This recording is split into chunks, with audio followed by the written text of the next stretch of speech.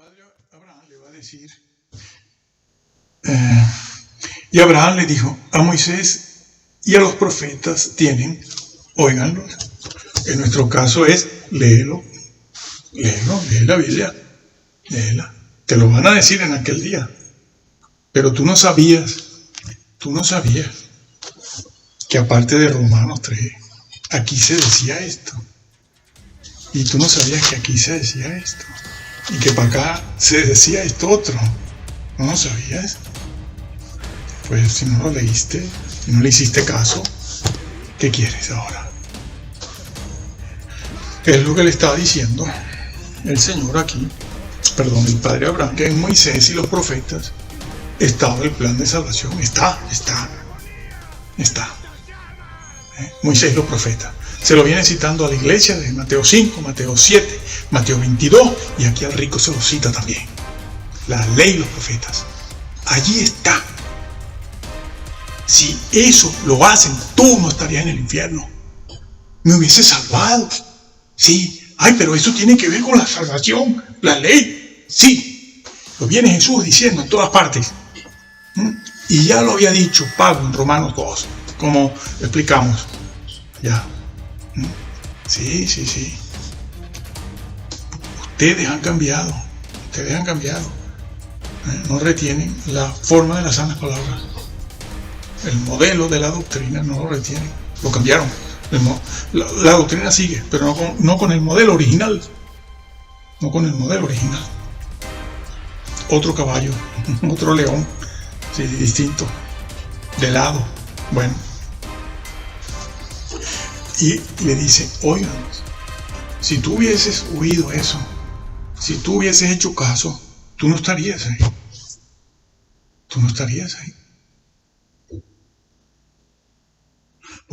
Porque si esa labor de compilar los manuscritos griegos le hubiese tocado a estos otros dos señores, en nuestras Biblias no estarían esos libros. Porque claro, los tuvieron que incluir porque el señor Erasmo se los dio.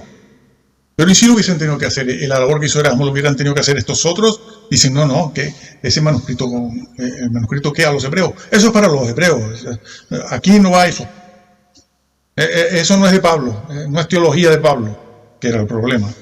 Santiago no habla del Señor Jesús, Santiago no habla de la salvación, sino salvación justificada por las obras. Nada más interesa. Y hubieran quitado, a lo mejor, eso solo lo sabe Dios en su omnisciencia. Pero a lo mejor lo hubieran quitado, o alguno de ellos, si no los cuatro, alguno. El de Hebreos casi seguro. Y nos hubiéramos quedado sin saber la grandeza de Jesús, como ya les he explicado. Menos mal, Señor. Tenemos esos libros aquí y en el orden que debemos tenerlos. Más o menos. Así que eso ha sido así. Esa es la historia, que está a la mano de todos ustedes. Se ponen a investigar, se meten en los libros de Google también.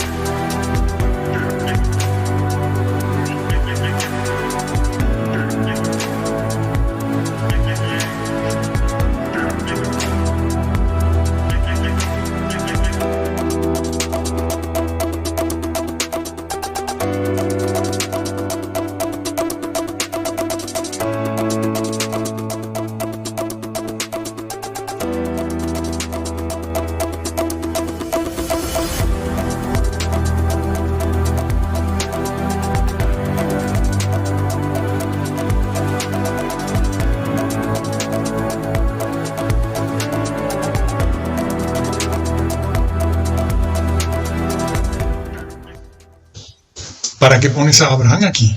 Cuentas lo que tienes que contar sin estarte valiendo de un personaje histórico, además. Dios mío, no hago esa expresión porque es que se están condenando. Esto no es un asunto de que mi equipo es mejor que el tuyo es mejor que el mío, vamos a ganar nosotros, mi denominación es mejor. No, aquí no está en juego eso. Aquí está en juego tu salvación y la verdad. Así que déjense de seguir a estos líderes y a las denominaciones. Lean la Biblia, como siempre les he dicho, y en castellano para ustedes, Reina Valera. Y si tú hablas inglés, estás ahí muy contento en California, léela en King James, con la King James, que también la puedes leer modernizada como Reina Valera. Bueno, no, es que Jesús lo dijo, el mismo Jesús en el mismo juicio lo dijo. Sí, señor. Eso está en Mateo 25. Eso está en Mateo 25. Jesús lo dijo. Nos metemos de cabeza. Ahí. Mateo 25. Después de Jesús está contando, hablando de su segunda venida. Habla de su segunda venida. Cuando están las 10 vírgenes, las 10 sensatas, 10 insensatas. Y está hablando permanentemente de eso. Viene hablando de eso desde el capítulo 24. Y sigue dando más detalles en el 25 y avanzando en el 25 después de la parábola de los talentos, en el juicio que aquí lo han titulado así a las naciones, dice el Señor: entonces el rey dirá a los de su derecha: venid benditos de mi Padre, heredad del reino preparado para vosotros, porque fui salvo, porque tenía fe, porque estaba justificado por la fe. Es que Romanos dice, no, de aquí saltan a Román también. No pueden llevar las dos líneas juntas. Bueno, ya llevamos 4 juntas, sí. Dice el versículo, dirá, al reino preparado para vosotros desde la fundación del mundo, porque fui justificado. ¿Aquí se está hablando de eso? No. Aquí se dice, porque tuve hambre y me diste de comer. Lázaro, tuve sed y me disteis de beber. Lázaro, fui forastero y me recogisteis. En otro sitio se dice, estuve en la cárcel, me visitaste, estuve desnudo y me vestiste. Lázaro, claro, eso que dijo Abraham, lo está diciendo Jesús, aquí, en el escenario de su segunda venida y el juicio a todo el mundo. Aquí lo llaman a las naciones, pero ellos no saben qué juicio es este. Lo llaman así a las naciones. Bueno, la nación que ayudó a Israel, la nación que no ayudó a Israel. No. Están desubicados. Es una cosa personal. Los juicios son personales. Nunca son globales. Dios no mete en un saco a unos cuantos y ahí van todos. Eso lo hacen ustedes. Pero aquí no. Tuve hambre. La limosna. Tu justicia tiene que ser mayor que la de estos. Tuve sed. Y eso está repartido por toda la Biblia. Toda. Porque de paso, termino diciendo que la expresión esa, Moisés, pone a Moisés la ley moral, pero dice profetas, porque profetas, los profetas no los confundan con los sacerdotes, ni los levitas, ni los reyes, ni los soldados. Era una clase muy especial, muy apartada, muy consagrada, eso que ustedes llaman santurrones. No, yo no soy santurrón. Yo no quiero que me confundan con los santurrones. Yo soy como el mundo, dicen. Han llegado a decir eso. Dice, sí, no quiero que me vean como un bicho raro. Pues si no eres un bicho raro no entras. Porque los bichos raros sabemos lo que tú quieres decir con eso, ¿no? Los santos, los piadosos, los que no practican esto, ni van allá, ni van aquí, ni tienen este tipo de amistad, ni están viendo esto calladitos, escondidos. Son bichos raros. No, si tú no eres un bicho raro, tú no entras, ya te lo digo. Porque los profetas eran bichos raros. Los bichos raros. ¿Y cuál era el mensaje, cuál era la función de un profeta? Llamar al arrepentimiento. Más nada, no había otra cosa. El profeta no sacrifica corderos. El profeta no está enseñando con el sacerdote de la ley allí en el tabernáculo o donde en la casa del rey también, sí. El profeta tenía varias cosas que hacer, incluso podía copiar un documento. Dos documentos del Antiguo Testamento que nos han llegado. Pero la misión básica de un profeta era bajar de la aldea o la cueva donde estaba. Tenía familia, eran personas con familia. Y el que tenía familia, tenía familia. Bueno, bajar de donde estaba, ir a la ciudad, donde estaba el rey o estaba gente importante, fariseos, saduceos, y llamarlos al arrepentimiento, señalándoles el pecado. A esto les han enseñado, no hable de pecado, no lo señale, usted no es quien para juzgar. No, yo no estoy juzgando, yo te estoy diciendo lo que está en este libro, que es la obligación también de un profeta, sí, también, y de un pastor también. No tienes que ser profeta para decir esto, tienes que ser pastor o maestro. Es la obligación de todos estos. Y ellos bajaban a la ciudad, la aldea donde estaba el rey o un príncipe o un grupo importante del Sanedrín, y decirles: ustedes están pecando en esto, arrepiéntanse, si no Dios traerá juicio sobre ustedes. Esa es la misión del profeta. Por eso Jesús dice: Moisés y los profetas. ¿Por qué? Porque si tú oyes y lees a un profeta, sabes de qué tienes que arrepentirte, y sabes de qué debes hacer y no puedes hacer, y sabes qué conducta se parece a una conducta piadosa, pero no lo es. No lo es. En tiempos de amor, que les gustaba a aquellos apóstatas, aquellos, sí señor, judíos, que les gustaba hacer de pequeños logros, ¿no? Pequeñas cosas que Dios, miseria, hacían grandes, las contaban como grandes hazañas. Sí, están haciendo lo mismo esto, ¿no? Los saltos que dan en los púlpitos, porque esto, y después, el sol baja, la luna es alta, y cosas así, y salen del púlpito, y todos los borreguitos, ¡ay, qué espiritual! Sí, y como estos lo saben, lo hacen porque además algún asesor por ahí les dice, asesor entre comillas, les dice: mira, tienes que salir del púlpito, tienes que moverte, tienes que crear, la acción llama mucho, tienes que crear una acción, movimiento, ¿no? Y para que impresiones y tal, y tú verás, y da resultado, claro que da resultado. Como esta gente da resultado, esta gente del siglo XX, XXI, y salen de allí diciendo, una vez una persona me dijo a mí, me dice: no sabes lo que hemos visto. Sí, y resulta que yo estuve allí un rato, me marché porque aquello era insoportable, y yo lo había visto, pero la persona no sabía que yo lo había visto, y entonces aquello eran saltos, amigos. No todos lo hacen, claro que no. Cuanto más latino, más lo hace, sí señor. Termino. Lean la Biblia. Castellano, Reina, Valera. Cualquier versión, incluso la de 1960, aunque le ha salpicado el gnosticismo. 2, 3 versículos por ahí. Ya hablaremos de eso. O King James en inglés. No lean más nada. ¿Que quieren tener otras para saber qué se dice? Muy bien, yo las tengo todas también. Pero cuando voy a buscar la verdad, y quiero saber la verdad, Textus Receptus por un lado, Casiodoro por otro. Todas las ayudas que me sirvan.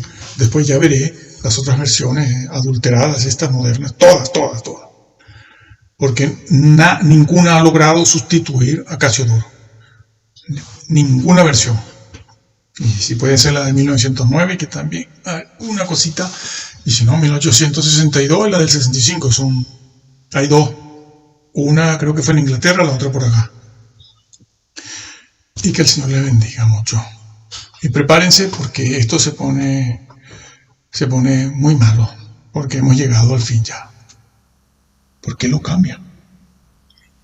Si cumples con el decálogo, si cumples con la ley y los profetas, entonces estás cumpliendo con el primer y segundo mandamiento. ¿Y por qué los profetas? Porque la misión de los profetas fue una. No lo confundan con los sacerdotes y los levitas, porque por lo general el profeta era profeta, aunque hubieron algunos sacerdotes que fueron profetas, como el Bautista. De padre Zacarías era sacerdote, pero su hijo, además de sacerdote, era profeta, pero ejerció como profeta, no como sacerdote. Entonces, ¿por qué profetas? Porque el profeta vivía separado, no aislado, pero separado de Israel. ¿Por qué? Por los pecados, claro. No se contagiaba. A él no lo minaban, moralmente no lo minaban. Es lo que pasa con todas estas personas, claro. Sí. Como ya son salvas, pues, se meten en el mundo, saltan, bailan, tienen celebraciones. En esas celebraciones a veces hay droga y hay otras cositas que vienen después de la celebración. Ya no hace falta decirlo, todos sabemos lo que hay. Y el profeta vivía separado, no aislado. ¿Y qué hacía el profeta? ¿No sacrificaba corderos? No, ¿y para qué? No estaba allí en el palacio. Hubieron algunos profetas como Isaías que eran de palacio, pero Amós no, ni Miqueas, y otros tampoco, eran de pueblo, de aldea, de chozas. ¿Y qué hacía el profeta? Iba a la ciudad donde estaba el rey y le decía al rey, a todos sus súbditos, arrepentíos, arrepiéntanse para que se salven. Eso era todo. Y de paso, pues denunciaban lo que estaba mal. Este es un borracho, aquel es un bebedor, estas son las vacas de Basán, estos son los reposados de Sión, estos son los que viven de las pobres victorias del pasado, como decíamos, o Miqueas, ¿no?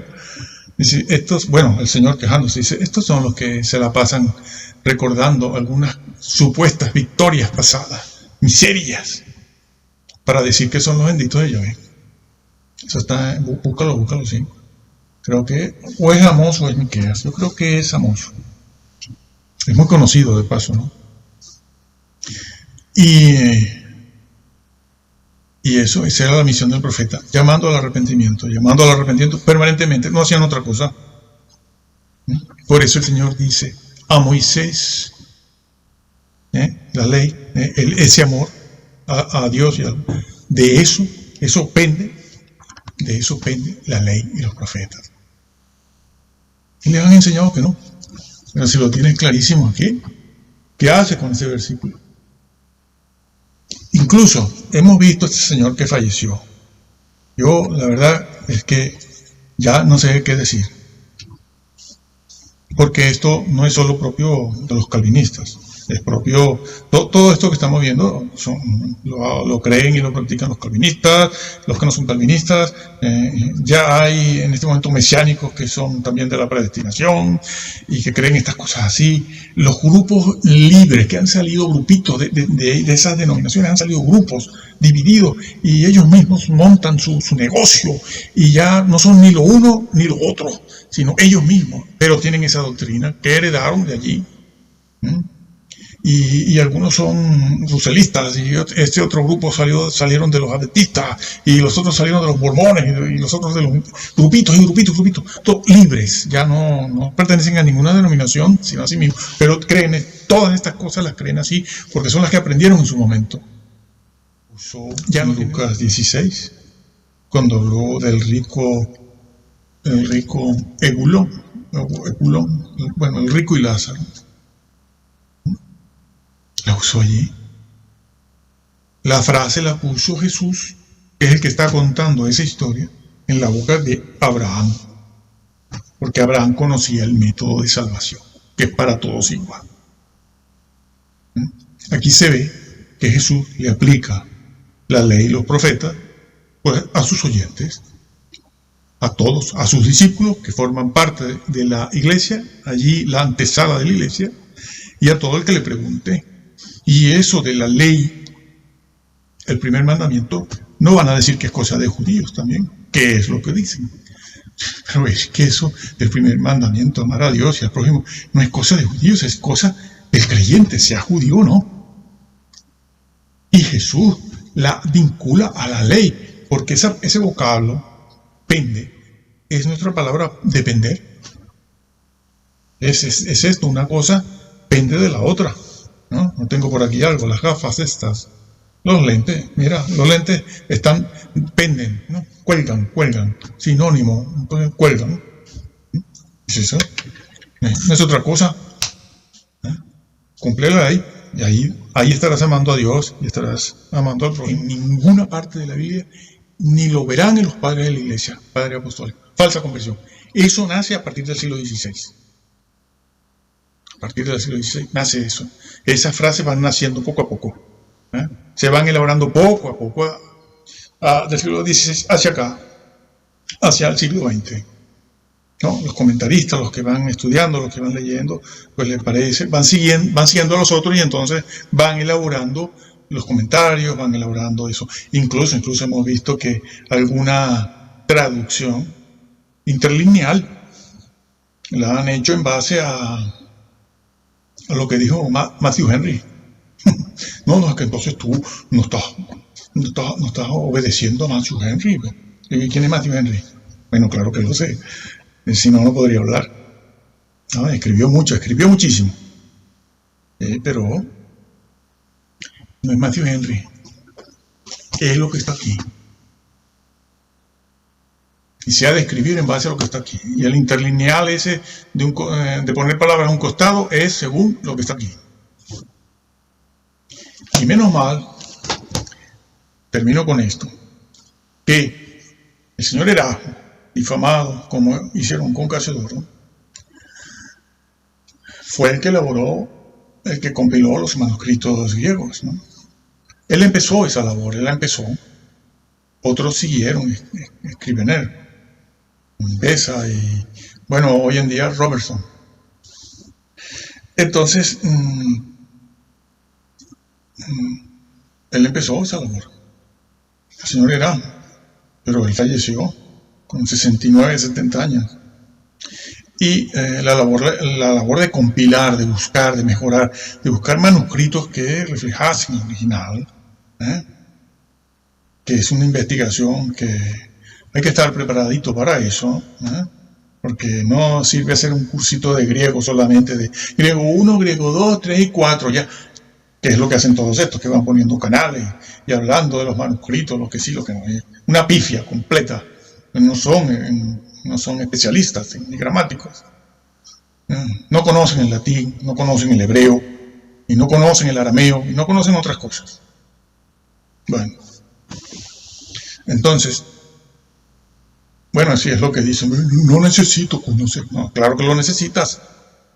Por eso vas engañando, porque los demás saben menos que tú, pero por aquí no puedes pasar, porque te ponemos en evidencia rápido. Entonces, ¿qué pasa? Pasa eso, que el señor Erasmo fue el que compiló los manuscritos griegos e incluyó eso que rechazaron, el libro a los hebreos. El señor Erasmo y compañía incluyeron Segunda de Pedro, Segunda y Tercera de Juan y también Apocalipsis. Bueno, que estaba incluido ya desde la primera edición, ¿no? Pero es por explicarlo. Porque si esa labor de compilar los manuscritos griegos le hubiese tocado a estos otros dos señores, en nuestras Biblias no estarían esos libros. Porque claro, los tuvieron que incluir porque el señor Erasmo se los dio.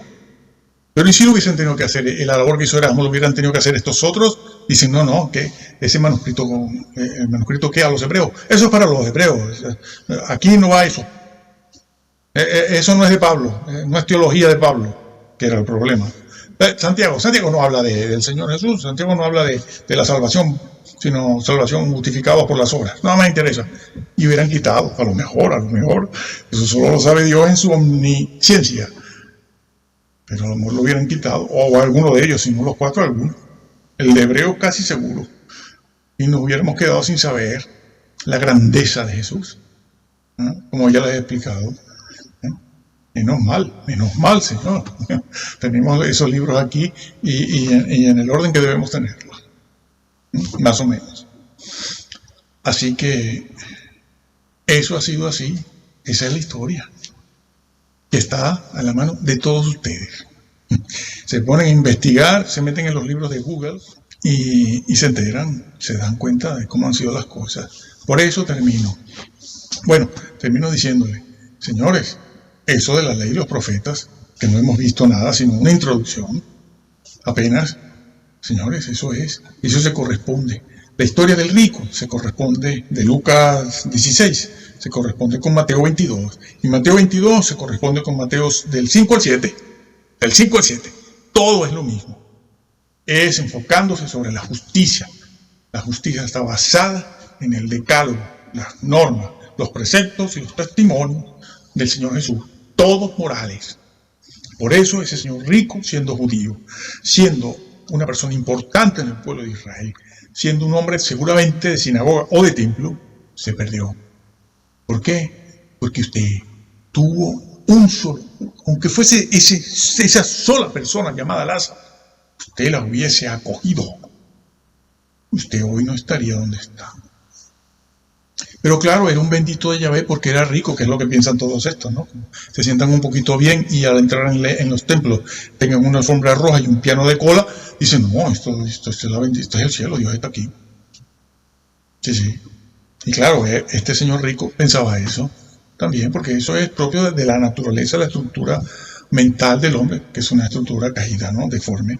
Y por intuición propia, ya por nacimiento, cree eso, creemos todos eso. Que si me va bien, soy un bendito de Yahvé. Claro.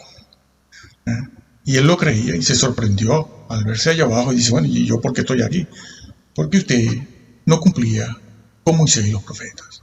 Y fue lo que le dijo a aquellos que le preguntaron por el mayor mandamiento de todos, y fue lo que dijo en Mateo 5 al 7, cuando empezó a hablar de lo que era el reino de Dios. Entonces, señores, lean la Biblia. Claro, leanla.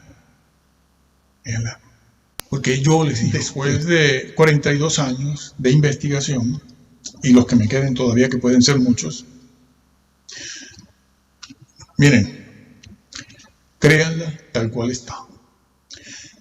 Si me preguntan cuál Biblia, la Biblia que tenemos desde el siglo XVI, que está traducida de los manuscritos bizantinos, y el Textus Receptus es todavía mejor. Tendría que explicar esto, pero bueno, es mejor que todo el bizantino. Digamos que el Textus Receptus contiene al bizantino, aunque a lo mejor es al revés. Pero lo que tiene el Textus Receptus, que ha sido revalorizado, es la palabra de Dios en un 99%.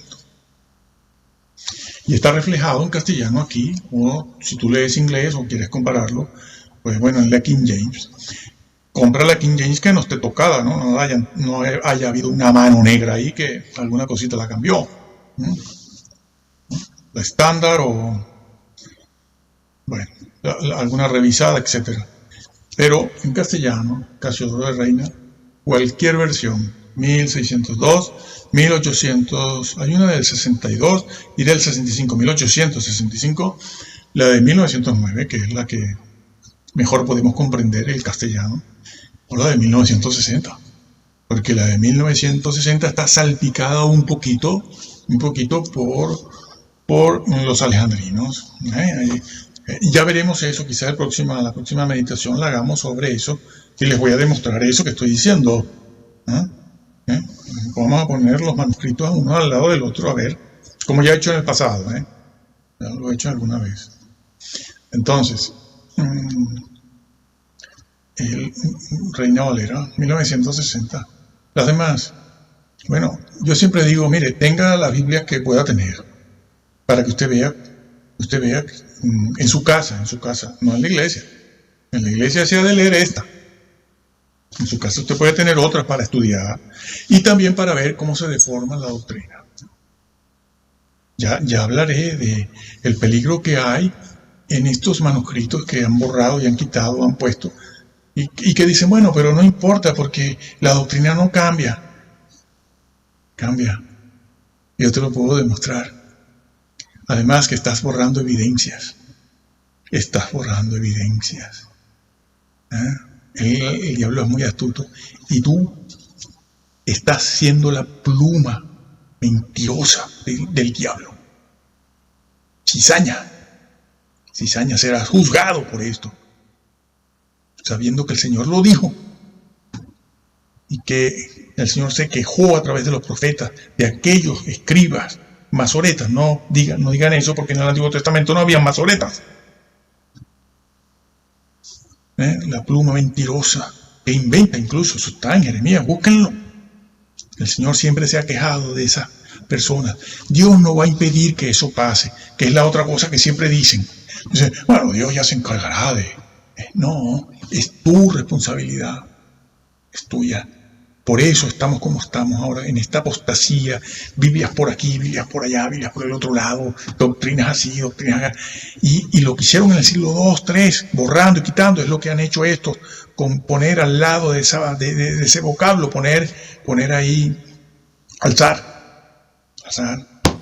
Has cambiado la doctrina del Nuevo Testamento, toda, con una sola palabra. Y tus seguidores la has cambiado toda la doctrina. Has tenido que cambiar el versículo 6 y resulta que ese versículo 6 está esparcido por todo el Nuevo Testamento. Y si tú cambias ese versículo, el significado en el Nuevo Testamento, tienes que cambiarme también aquello a lo que esos versículos en otras páginas de la Biblia, tienes que cambiar a lo que esos versículos se refieren. Como por ejemplo las bodas. Mateo 22 también, ¿no? Tienes que cambiarlo. Y si me cambias eso, entonces no me puedes echar a las tinieblas de afuera aquel señor que el Señor sorprendió dentro de las bodas y le dijo, ¿qué haces tú aquí? ¿Qué haces tú aquí? Sáquenlo de aquí. Y tiene esa misma expresión, échalos a las tinieblas de afuera, lloro y crujir de dientes. Pero claro, si eso no es sino disciplina, entonces ¿qué estás haciendo, Señor? Cambiaron el mensaje. Bueno, cada quien es responsable. Nosotros les estamos diciendo la verdad y eso es fácilmente corroborable. Y aquí hay muchos vídeos donde hay que poner unas palabras, poner el texto, poner eso. Porque esto y el hebreo es una introducción. Bueno, lea la Biblia tal cual, créala tal cual. Se va a equivocar menos que si va siguiendo las doctrinas de todos estos señores y que el Señor les bendiga.